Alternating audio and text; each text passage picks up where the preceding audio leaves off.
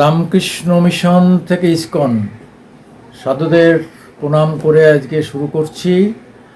আমি সুকুমার দেবনাথ, আমার ইউটিউব মা মাটি মানুষ।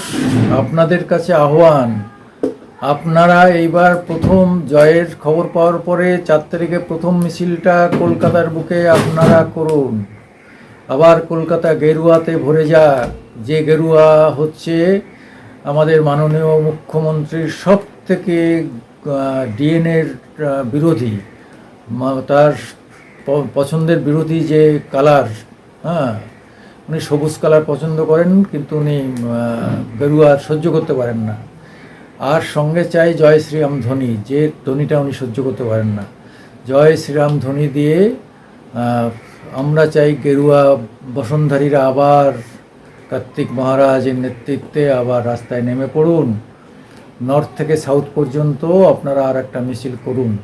জানি 144 করে আপনাদের বাধা দেবে হ্যানত্যান, কিন্তু এখন আর বাধা মানলে হবে না। সাধারণ মানুষের বাধা পুলিশ আর ঠেকাতে পারবে না। আর পুলিশেরও আগে আর মতো সেই জায়গা নেই। পুলিশও আমাদের আগে খবর পেয়ে গেছে কি হতে চলেছে। হে মহারাজ, আপনারা আবার নেমে পড়ুন। আবার মানুষ আপনাদের গেরুয়া বসনে রাস্তায় দেখতে চায়। দুপাশে দেখবেন হাজার হাজার লোক আপনাদের অপেক্ষা করছে, আপনাদের সম্বর্ধনা দেবে, আপনাদের পুষ্পবৃষ্টি করবে, মাল্যদান করবে, প্রণাম করবে। আপনারা আবার রাস্তায় নামুন, এটাই আমরা চাই। কারণ হচ্ছে যে বুঝিয়ে দেওয়া যে ধর্মকে নিয়ে রাজনীতি করলে তার পরিণতি কি ভয়ঙ্কর হয়। হ্যাঁ, তিনি সব হিন্দু ধর্মের সমস্ত অংশকে, সনাতনপন্থীদের সব জায়গায় আক্রমণ করবেন শুধু মুসলিম ভোটের জন্যে। এটা মনে হয় সব মুসলিমরাও চান না। ভালো মুসলিম, শিক্ষিত মুসলিমদের সঙ্গে কথা বলে দেখছি, তারাও চান না। কিন্তু যারা অশিক্ষিত, একগুয়ে, যাদের পয়সা দিয়ে এই দাঙ্গা হাঙ্গামা করে, তারা আবার মরেও মরতে রাজি। অশিক্ষিতরা, সেই সব অশিক্ষিতদের সংখ্যাটা বেশি তো ওদের মধ্যে। তারাই এই সমস্ত করে অস্থির করে তুলেছে এবং জানে যে এই অস্থির লোকগুলোকে পয়সার লোভ দেখিয়ে এদের দিয়ে আমি কাজ হাসিল করে নেব। হ্যাঁ, এবং হিন্দু নিশ্চিহ্ন করে দেবো পশ্চিমবঙ্গ থেকে। এইটাই উনি চান, ওনার ভাইপো চায়।